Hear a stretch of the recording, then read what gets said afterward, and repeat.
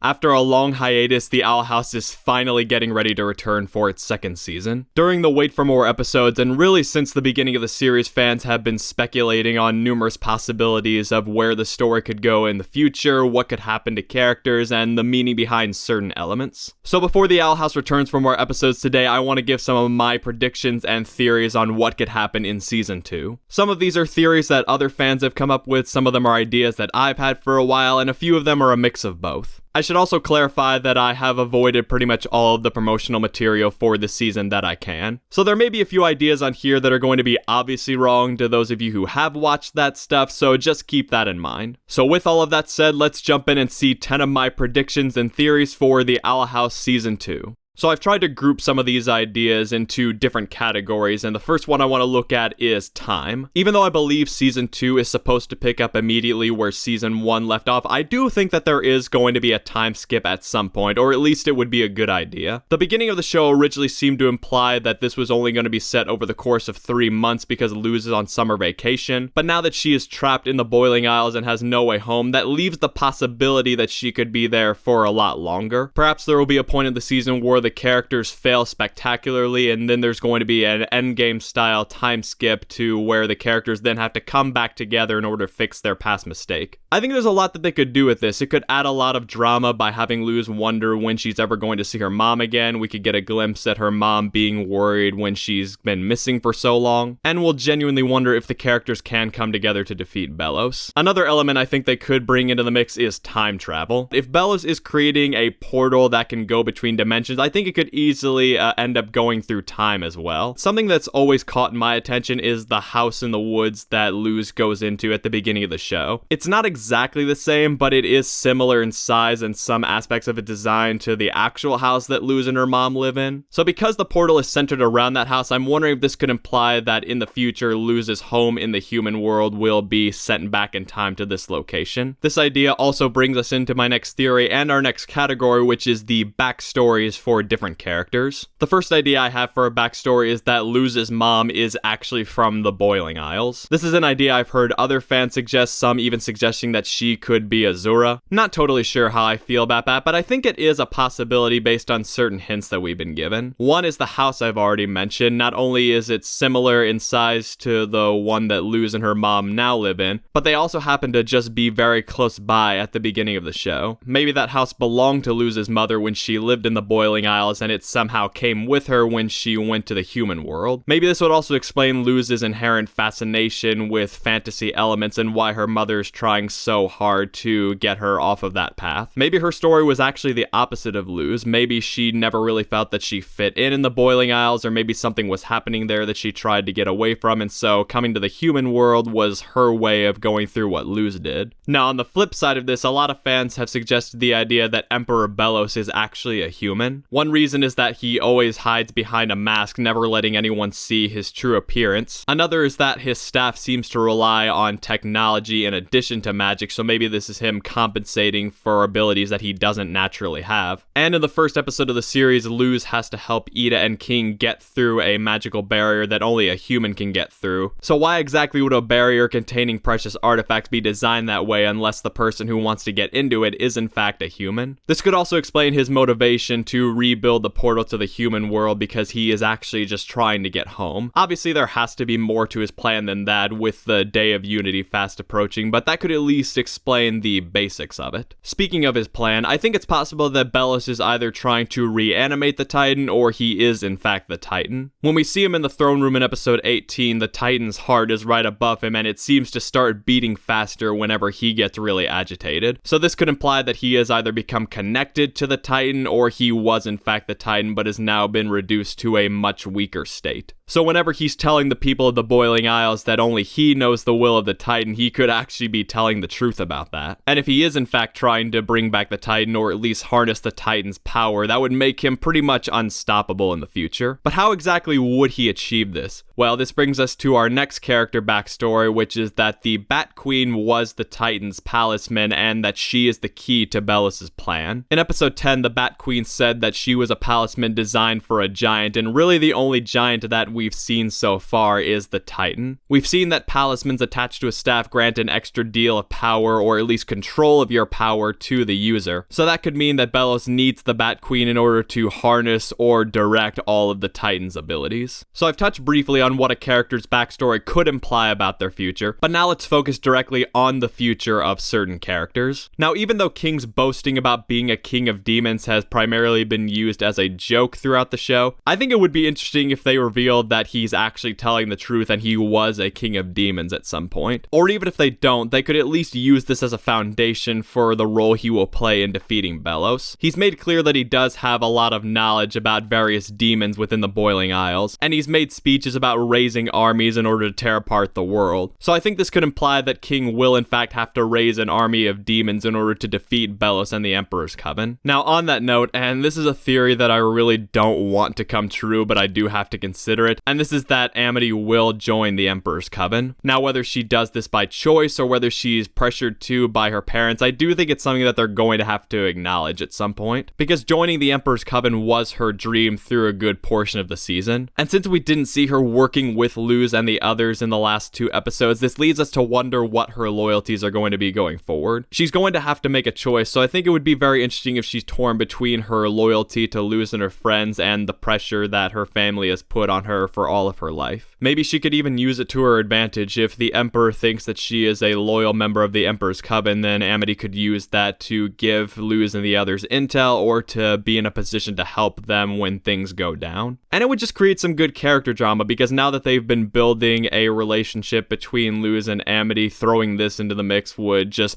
open up a lot of really interesting possibilities. Now, this next one is an idea I've had pretty much since she was introduced, but I think it's very, very possible that Willow will either become a villain this season or she will at least verge on villainy. Because right from the first episode we met her, we see that Willow has been mistreated by others her entire life, but also that she has a great deal of power that can go out of control when she gets very angry. Now that she's actually becoming popular at Hexside, maybe she'll realize that she actually likes all of this attention and status. Maybe she could take the opportunity to get a little bit of revenge on Basha and make her feel the pain that she felt for so many years. And it would just leave room for this to escalate as the season goes on. Now, this could have changed after the last couple episodes, but you have to remember that Willow was actually the one singing the Emperor's praises and filling Luz in on the backstory of the Boiling Isles and why the Coven system was a good thing. So perhaps Belos could take advantage of this in order to win Willow over to his side and give her a possibility to excel in the Emperor's Coven. Now, to be clear, I'm not saying I want this to be how Willow's arc ends, but I still think it would be really cool for it to play out. It could also be an interesting parallel to Amity's arc, because Amity started as a bully at the beginning of the season, but over time she really matured a lot and became one of Luz's best friends. So on the flip side, we could see Willow start off as a really nice person and Luz's friends, and then her slowly become more of a bully and one of Luz's enemies. Again, there may just not be time to fit it in with everything else going on, but I guess we'll have to see. Finally, we get to my last prediction for season 2, and this is the one that I actually really do believe is going to happen at some point, and this is that Lilith will take the rest of the curse from Ida and fully transform into the Owl Beast. One of the most powerful moments in season 1 was the moment where Lilith finally did right by her sister and shared the curse so that Ida could be freed from her Owl Beast form and they would share the pain together. So I think it would be an even more powerful moment if Lilith fully redeemed herself and took the curse away from Ida forever. Now, what exactly would lead Lilith to make this decision? Well, one is what I just mentioned, is that she wants to finally do right by her sister. But episode 18 also established that Ida is more powerful than Lilith, so I think they'll get to a very desperate point in the season where Lilith will realize that Ida needs all of her magical abilities if they're going to stop Belos, and so she will make the difficult decision to take all of the curse away from Ida and transform into the Owl Beast. It could be a beautiful yet tragic end for Lilith,